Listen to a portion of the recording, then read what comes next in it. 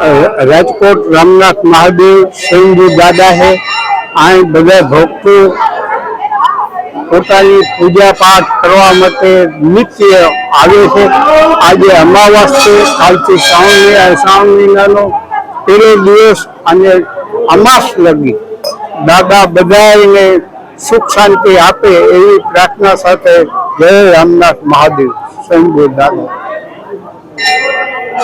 અને દાદાનું કુલકુલ શ્રાવણ મહિનાના છેલ્લા સોમવારે અહીંથી વાજતે ગાતે 4 વાગે નીકળશે અને રાજકોટના રાજમાર્ગો ઉપરથી પસાર થઈ અને પાછું રામનાથ મહાદેવ આવશે ત્યારે બધા ભક્તો અહીં દાદાની કુલકાની અંદર હાજરી આપે એવી બધાને મારા તરફથી નમ્ર અપીલ।